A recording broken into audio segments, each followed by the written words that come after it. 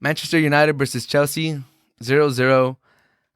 This was probably the game of the week going into the week. Everyone highlighted this game in the schedule. Man United versus Chelsea. Chelsea, get to show off their new front three, their new signings against Man United. They both haven't had a clean sheet going into this week. They both like to score goals. They have a pretty potent offense, both teams. Everyone thought it was going to be a high-scoring game. Everyone thought, it was going to be really fun because there's going to be a lot of goals. It's going to be entertaining. There's probably going to be a lot of mistakes from the defense. There's going to be a lot to talk about. And 0-0, frankly, the game wasn't that good. The most entertaining thing about the game was another VAR controversy. Maguire basically hugged Azpilicueta, put him on a headlock on a corner kick, and nothing got called.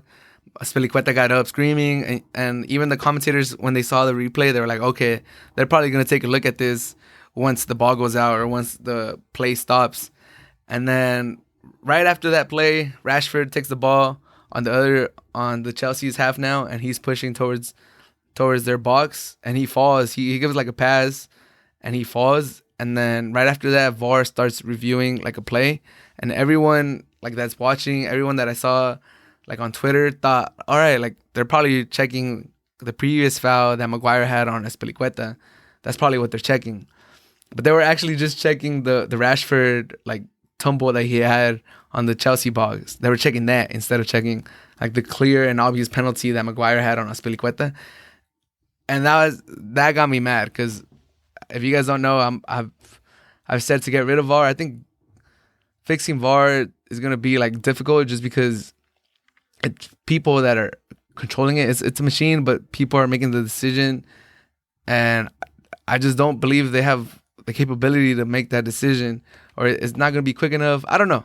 There's a lot of things that VAR could use to get fixed, and it just seems like we're so far away from fixing it that if it was up to me, I would just scrap it, just go back to how it was, because there was controversial calls before, but we didn't talk about them as much as now. Now, everything's just amplified. If a call gets missed, it's why did it get missed when we get VAR? And sometimes there's missed calls because of VAR. Really, that's a penalty, or that's an offside, or that's what do you? I don't know. I'm gonna go on a whole VAR rant, but it was disgusting how the referees didn't even take a look at it again. It kind of I don't want to say it, but it kind of feels like there's favoritism in these VAR calls.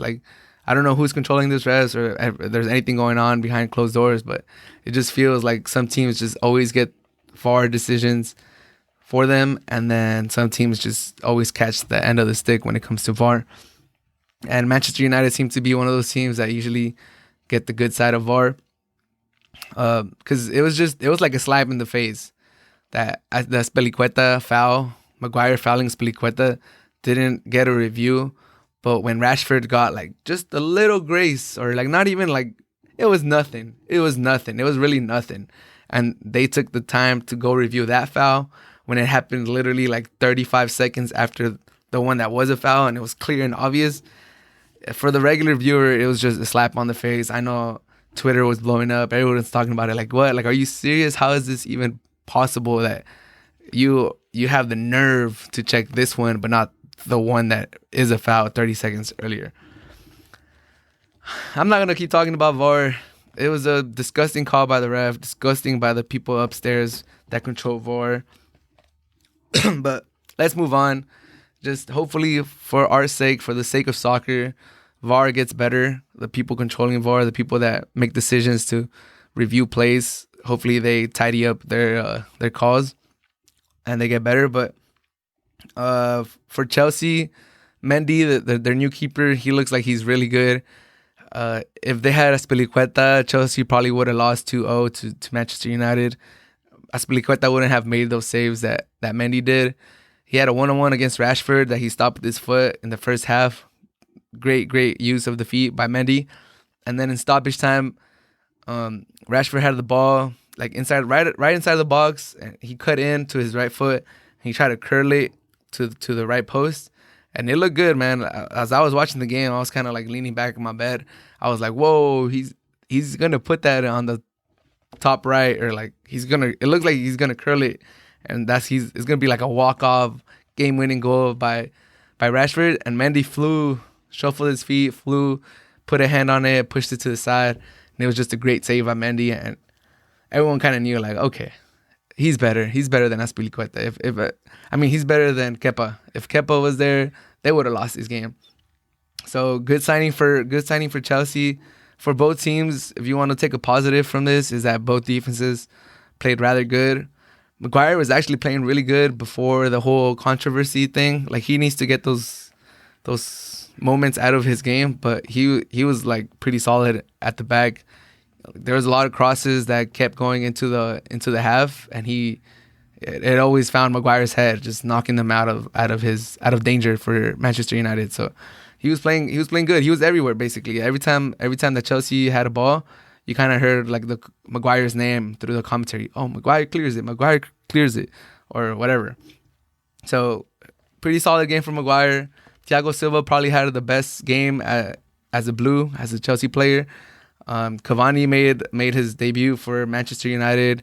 He looked pretty dangerous. He looks like he still has, a lot of good games left on his legs. He looked dangerous. He looked like he still has his movement. He almost scored a goal in the near corner where he just made a run to the first post. Not that big of a touch, but he knows just how to push the ball, and it went right on the side of the net. But Cavani looks like he's going to be a good signing for Manchester United. I don't know who they're going to bench or who their starting front three is going to be, but I think Cavani should be the starter, maybe Rashford on the side. And I don't know. They got to figure out how to get Cavani on the field because he looks like he's dangerous. And like I said, Thiago Silva had his best game as a blue. There was a play at the end where Cavani made a great run, and he was going to like position himself to score the game-winning goal. And Thiago Silva read his movement. They both used to play at PSG, so they know each other. And he read Cavani's movement perfectly, and he cut him off right in time to make a sliding challenge right as Cavani shot the ball. And it was a good defensive play by Thiago Silva, and everybody was like, okay, there we go. Now we got some defenders in our back for Chelsea. So hopefully Thiago Silva can stay healthy and he can stay consistent, because even though he's 36 years old, I believe he's old. He's an old center back. He's the best center back for Chelsea. I applauded them for getting him at the end of the transfer market, because he's a solid center back, and they need as much center back help as they could get. So it was a rather boring game, but we'll take it. I'll take it as long as there's no VAR controversy. If it's a boring game and there's no VAR controversy, then it's fine. But it didn't live up to the hype, to be honest. But it is what it is. Both teams could take a positive from it. They at least kept a clean sheet for Chelsea. Thiago Silva looked good, and Mendy looked good at the back. So hopefully that shores up their back line and their keeper situation. And then their forwards, they should be fine. They have a lot of talent on the front, so they should be fine. As far as Manchester United, Maguire played good. Other than the dumb foul he made that didn't get checked by VAR, he played good. Their offense wasn't clicking today, but they had their chances. So going forward, hopefully, both teams could start, playing solid defense, and their goal scorers start scoring goals. For Manchester United, Cavani looked good. He's probably going to score some goals for them this season. It's going to help him out.